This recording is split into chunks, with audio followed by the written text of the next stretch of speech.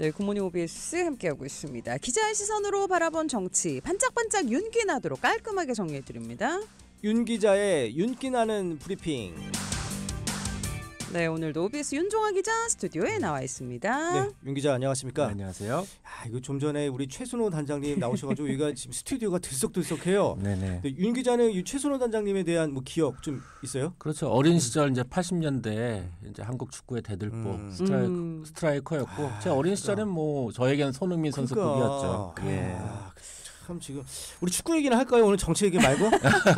그게 마음 편하긴 하죠. 예. 그러니까 축구 얘기는 축구 얘기고 오늘 그럼 본격적인 그래요. 이야기 또 나눠보도록 하겠습니다. 예. 네네. 지금 아무래도 지금 모든 전국의 관심 이 헌법재판소의 윤석열 대통령 탄핵 심판 선고에 쏠려 있어요. 예, 그렇습니다. 사실 저희가 이 시간을 통해서 경인 지역 소식을 전해드리고 있는데 사실 현재는 이제 헌법재판소에 윤석열 대통령 탄핵 심판에 관련해서 1,700만 경인 지역 주민들이 가장 관심을 두고 있는 소식이기 때문에 네. 중앙 소식이긴 하지만은 비중 있게 이 시간을 통해서 이제 전해드리고 있습니다. 그럼요. 예. 사실 온 관심이 이쪽에 쏠려 있는 거는 맞는 것 같습니다. 다들 뭐 탄핵 인용이냐 기각이냐 혹은 각하냐에 신경을 곤두세우고 있는데 가장 중요한 선고 기일이 아직까지 잡히지 않았습니다. 네, 그렇습니다. 헌법재판소의 윤석열 대통령에 대한 탄핵 심판 선고 기일이 여전히 오리무중입니다. 금요일인 21일 선고 가능성이 나왔지만 사실상 물 건너간 것 아니냐 이런 관측이 나오고 있는데요. 예. 다음 주에는 윤 대통령에 대한 탄핵 심판 선고가 이뤄지지 않을까 예측됩니다. 그럼 확실합니까? 다음 주에는 결과 나온다 이렇게 봐도 될까요? 뭐 다 추측이기 때문에 장담을 할 수가 없고요. 요즘에 너무 많은 추측이 난무하니까. 다음 주 초에 만약 결과가 나오려고 한다면 사실 오늘이나 그렇죠. 선고 내일에는 이제 기일이 탄핵 심판 선고일이 지정이 돼야 하는데 예. 현재 이제 헌법재판소 8명 재판관들이 계속 모여서 예. 수기를 거듭하고 있는 것으로 알려지는 상태입니다. 만약에 오늘이나 내일 탄핵 심판 선고일이 공표된다면 다음 주 초인 24일이나 25일에 선고가 이뤄질 수 있지만 노무현 전 대통령이나 박근혜 전 대통령 탄핵 심판의 경우 금요일에 선고한 전례에 비춰보면 다음 주 금요일 28일 선고 가능성이 점쳐지고 있습니다. 하지만 이 역시 추측일 뿐이고요. 헌법재판소 역시 철저히 보안을 유지하고 있기 때문에 가늠하기 어려운 상황입니다. 일각에선 헌법재판소가 재판관 만장일치 결론 도출을 위해 수기를 이어간다면 예. 뭐 3월 말 더 나아가서 뭐 4월 초에도 선고 기일이 잡힐 수 있다 이런 전망도 나오고 있는데 예. 하지만 이 문영배 헌재소장 권한 대행과 이미선 재판관이 4월 18일에 임기가 만료되기 때문에 늦어도 4월 초 다음 달 초에는 선고가 이뤄질 것으로 예상됩니다. 네. 예. 처음에 이런 얘기 나왔을 때 4월 초가 굉장히 멀게 느껴졌는데 이제 진짜 다다음 주입니다. 예, 얼마 그래요. 남지가 않았습니다. 아니 그런데 다음 주에 또 중요한 이슈 하나 있습니다. 이재명 더불어민주당 대표에 대한 항소심 선고 예정이 돼 있죠. 수요일인가요? 그렇죠. 이제 26일 다음 주 수요일인 26일에 예정돼 있는데 물론 이 헌법재판소가 이재명 대표에 대한 사법 리스크를 염두에 두고 윤 대통령에 대한 탄핵 심판 선고 기일을 정하지는 않거든요. 예. 별개의 사안이고 엄격히 헌법과 법률에 기반한 탄핵 심판을 진행하고 있다는 것이 헌법재판소의 일관된 입장입니다. 하지만 만약에 헌재가 윤 대통령에 대한 탄핵 심판을 인용한다면 선고일로부터 60일 이내에 대선을 치러야 하고 그렇다면 선거법 위반 혐의로 1심에서 실형의 집행유예 형을 받은 이재명 대표가 항소심에서도 벌금 100만 원 이상의 이 피선거권 박탈형을 받는다고 한다면 이재명 대표의 대선 출마 여부를 놓고 당 안팎에서 상당한 논란이 있을 수밖에 없는 상황입니다. 그렇기 때문에 다음 주 수요일 26일로 예정된 이재명 대표의 항소심 선고 또 다음 주에 있을지도 모를 이 헌법재판소의 윤석열 대통령 탄핵 심판 선고까지 이 대한민국의 운명이 사법부에 달려 있다고 해도 과언이 아닙니다. 그러면 이번에는 이제 김동연 경기도지사 얘기를 좀 해봐야 될 텐데 아니 그 윤 대통령 파면을 주장하면서 1인 시위를 하고 있다고요? 그렇죠. 이 김동연 경기도지사가 어제 성남 모란시장을 시작으로 내일까지 윤석열 대통령 파면을 요구하는 1인 피켓 시위를 이어갑니다. 김동연 지사는 어제 정오부터 1시까지 점심시간을 이용해서 사람이 많이 모이는 성남 모란시장에서 1인 피켓 시위를 벌였습니다. 이어서 오늘은 화성 동탄역 광장에서 저녁 6시 반부터 7시 반까지 그리고 내일은 이 정오부 탄식까지 군포 3번의 로데오 거리에서 시위를 이어갑니다. 예. 김 지사는 앞서 법원의 윤석열 대통령 구속 취소 결정 이후에 지난 10일부터 1인 피켓 시위를 시작했습니다. 아니 그런데 김동연 경기도지사입니다. 엄연한 공직자 신분인데 뭐 이런 1인 시위, 특히 정치적인 이슈가 담긴 이런 1인 시위 뭐 법적 제한 없는 건가요? 근데 사실 이제 시간을 보시면 점심 시간이나 퇴근 시간 이후 또 지난주에는 이제 출근 시간인 오전 9시 이전에 1인 시위를 이제 진행했는데요. 예. 근무 시간에 정치적 구호를 담은 1인 시위를 할 경우 법적 시비가 있을 수 있기 때문에 관련 법도 상당히 신경을 쓰는 모습입니다.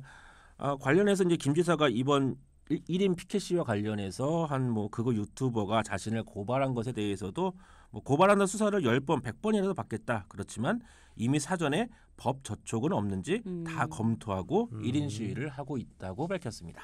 예, 이런 김 지사의 1인 시위 뭐 사실상 조기 대선을 염두에 둔 행보다 이렇게 해석을 할 수밖에 없을 것 같아요. 만약에 이제 조기 대선이 치러진다면 김동연 지사가 민주당 대선 후보 경선에 뛰어드는 것은 기정사실로 봐야 하는데요. 하지만 윤 대통령에 대한 탄핵 심판 이 결과가 나온 상황이 아니기 때문에 현재로선 윤 대통령 파면을 촉구하는 행보에 집중하겠다 이런 뜻을 예. 김 지사는 밝히고 있습니다. 뭐 만약 이제 가정이지만 헌재에서 윤 대통령에 대한 탄핵 인용, 즉 파면 결정이 나오면 이 조기 대선과 관련해서 자신의 입장을 밝히겠다는 계획입니다. 우리 청취자분들 제가 그 제 주머니에 있는 500원 제가 걸 수 있는 게 이번에 만약에 민주당이나 국민의힘 쪽에서는 그 뭐죠 당별로 예선전을 치르잖아요. 이른바 예선전, 당내 경선. 예. 지금 현 지자체장들이 많이 출마할 거예요. 왜냐하면 그 직을 유지하면서도 나갈 수는 있거든. 근데 네. 떨어지면 뭐 그 다음에 또 지자체장 선거가 그 다음에 있잖아요. 그렇기 때문에 그 떨어져도 자기의 예. 그 이름을 높이기 위해서라도 많이 출마하지 않을까 그런 생각을 해봅니다. 500원 네. 걸겠습니다. 저. 네. 만약 조기 대선이 있다면 예. 그런 예측을 한번 해봤고요. 아니 근데 또 이번에 국민의힘의 이 안철수 의원이 네네. 지금 이재명 대표를 또 높게 뭐 비판을 했어요. 그렇죠. 이 안철수 이 국민의힘 의원이 이 사피엔스 저자인 유발 하라리와 인공지능 AI 주제로 이제 이재명 대표가 공개 대담을 하기로 했는데 예. 이 부분에 대해서 뭐 솔직히 뜬금없고 실망스럽다 이렇게 좀 저격을 했습니다. 안 의원이 어제 SNS를 통해서 AI 토론은 유발 하라리 교수보다 저랑 먼저 하셔야 한다. 그러면서 국가 지도자를 꿈꾸는 사람이 국내 전문가와의 토론을 기피하고 학생처럼 외국 학자의 말을 경청하는 것을 토론이라 할 수 있겠는가 라면서 이같이 밝혔는데요. 예. 그러면서 자신의 공개 토론 제안에는 이 대표가 아무런 반응을 하고 있지 않다면서 이어서 또 상당히 격앙된 예. 발언을 했습니다. 안 의원은 본인이 먼저 제안한 공개 토론을 꽁무니를 빼고 세계적인 석학과의 대담을 택한 것은 총을 맞고도 피를 흘리면서도 파이트를 외친 도널드 트럼프 미국 대통령과 대비되고 예. 부산에서 목을 긁힌 뒤 죽은 듯이 누워있는 이 대표의 모습과 너무도 유사한 행동이라고 굉장히 강도 높게 비판했습니다. 이게 바로 지난해 그 이재명 대표에 대한 피습 사건을 거론한 거잖아요. 그 민주당에선 대단히 격앙된 반응을 내놨습니다. 예, 그래서 고발 조치를 했는데요. 예. 민주당은 안 의원의 이 발언을 두고 이 대표에 대한 살인 미수 등 범죄에 대해 허위 사실을 유포했다면서 안 의원을 명예훼손죄로 경찰에 고발한다고 밝혔습니다. 민주당 대표 총괄 특보단장인 안규백 의원은 정치 테러로 절체절명의 위기를 넘긴 사람에게 이런 망언을 하는 사람이 국민 앞에 지도자를 자처하는 현실이 부끄럽고 괴롭다 이렇게 말했고요. 전영기 의원도 국민의 생명이 위협받는 순간조차 정쟁의 도구로 삼는 모습에 깊은 실망을 느꼈지만 이제 확신이 든다. 이들은 인간으로서 최소한의 도리를 저버렸다면서 굉장히 격앙된 반응을 보였습니다. 네, 이게 어쨌든 지금 정치권의 극한 대치, 뭐 정치인들을 포함해서 뭐 사실 뭐 국민분들도 이렇게 많이 지금 대치 상황을 보여주고 있는데 이런 혼란을 조금 없애기 위해서라도 빠른 좀 결론, 헌재 빠른 결론이 좀 필요할 것 같습니다. 그렇죠. 이 헌법재판소가 윤석열 대통령 탄핵 심판에 대한 결론을 하루빨리 내려줘야 하고요. 법조계에서는 윤 대통령의 12.3 비상계엄 조치와 관련해서 중대한 헌법과 법률 위반 행위로 탄핵 인용에 무게를 두고 있기는 합니다. 하지만 대통령의 통치 행위로 국회 등 헌법기관의 실질적 무력화 조치는 아니었다는 윤 대통령 측의 입장을 헌재가 어떻게 판단할지는 좀 더 지켜봐야 하고요. 예. 저희 OBS도 헌법재판소에 탄핵 심판 선고일에 특보 체제로 전환해서 관련 소식 더욱 심도 있게 전해드리도록 예. 하겠습니다. 그 윤정환 기자가 지금 출연자로 지금 스탠바이 하고 있는데 네, 이게 그렇습니다. 오늘 내일 계속 하다 보니까 좀 지치죠, 솔직히 스탠바이 하느라고. 뭐 국민 여러분들이 더 지치시죠. 저는 제 할 일을 할 뿐입니다. 대단합니다. 예. 예. 역시 윤종아 알겠어요. 기자입니다. 예. 다른 주제 한번 보겠습니다. 예. 경기도와 경기도 의회 뭐 냉랭한 기류 보이는 건 뭐 어제 오늘 일 아닌데 뭐 지금도 여전한가요? 네, 맞습니다. 지난달 임시회에서 경기도가 발의한 조례안 11건의 본회의 상정이 보류가 됐는데요. 이는 국민의힘뿐 아니라 경기도 외 더불어민주당의 불만 역시 작용한 때문입니다. 현재 의장은 민주당 소속 김진경 의장입니다. 김 의장은 경기도 1차 추경안 편성이나 시군의 경기도 특별조정교부금 배분에 있어서 경기도 의회와의 협의가 전혀 없다면서 경기도 발의 조례안에 본회의 처리를 전격 보류한 바 있습니다. 이에 따라 이번 달 3월에 원포인트 임시회를 열어서 보류된 조례안 처리를 시도했지만 경기도와 경기도의회 국민의힘 간의 입장차를 좁히지 못해서 원포인트 임시회 개최는 무산됐습니다. 그렇군요. 어제 저희 또 사실 양당의 그 대표 수석 대변인분들 나오셔서 좀 불만의 목소리도 있긴 했는데요. 좀 지켜보도록 하겠습니다. 아니 근데 또 경기도 공공기관장 임명 놓고도 지금 양쪽에서 뭐 아주 격화된 분위기 보여주고 있다고요. 그렇죠. 지난달 임시회에서 경기도 5개 산하기관장 후보자에 대한 인사청문회가 있었는데요. 예. 이 가운데 김상회 경기아트센터 사장과 김현곤 경기도 경제과학진흥원장이 적합 결론을 얻지 못했습니다.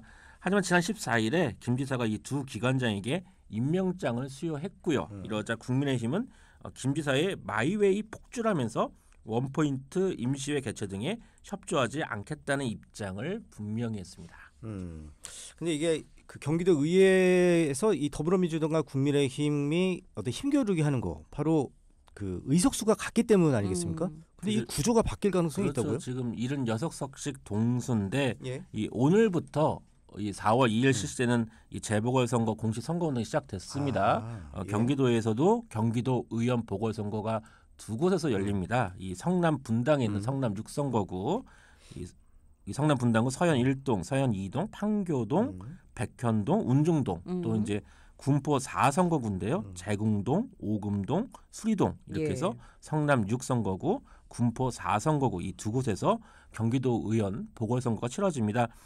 성남 6선거구는 개혁신당 이익인 전 의원이 지난해 총선 출마를 위해 사직하면서 공석이 됐고요. 군포 4선거구는 더불어민주당 김판수 전 부의장이 지병으로 별세하면서 보궐선거가 진행됩니다. 네, 그럼 이번 선거로 인해서 뭔가 좀 균형이 깨질 수도 있을 것 같은 정말 중요한 선거가 되겠어요? 그렇죠. 지금 양당이 76석씩 동수고 개혁신당 1석, 무소속이 현재 1석인 상황인데 예. 만약에 이제 한 당이 2석을 싹쓸이하면 동수 구조가 깨지는 거고요.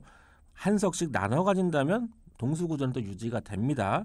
이 성남 6선거구는 분당 지역으로 일반적으로 국민의힘 우세 지역으로 꼽히고 있고 군포 4선거구는 민주당 강세 지역으로 분류가 됩니다. 현재 전국 상황이 엄중한 만큼 두 곳 모두 치열한 경합을 벌이고 있는 것으로 분석되고 있는데요. 여기에 또 하나의 이제 변수가 있습니다. 민주당을 탈당해서 개혁신당에 입당했던 화성 동탄 지역 박세원 의원 현재 개혁신당 탈당해서 무소속인데 민주당 복당을 신청하는 상황입니다. 뭐 복당이 받아들여질지도 지켜봐야겠습니다.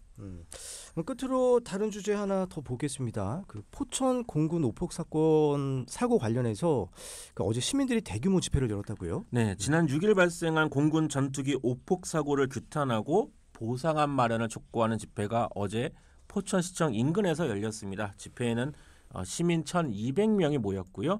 백연영 포천시장도 집회에 참석했습니다.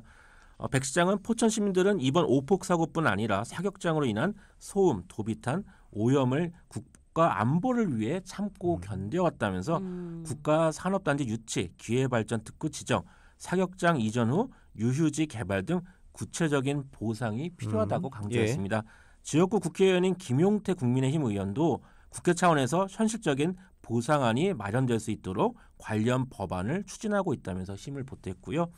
한편 이번 오폭 사고 관련해서 포천시는 민간인 38명이 다치고 건물 196건, 차량 16대가 피해를 봤다고 집계했습니다. 네, 너무 안타까운 사고긴 했습니다. 오늘도 이렇게 해서 윤기나는 브리핑 함께했고요. OBS 윤종화 기자였습니다. 나와주셔서 감사합니다. 네, 감사합니다. 네, 고맙습니다.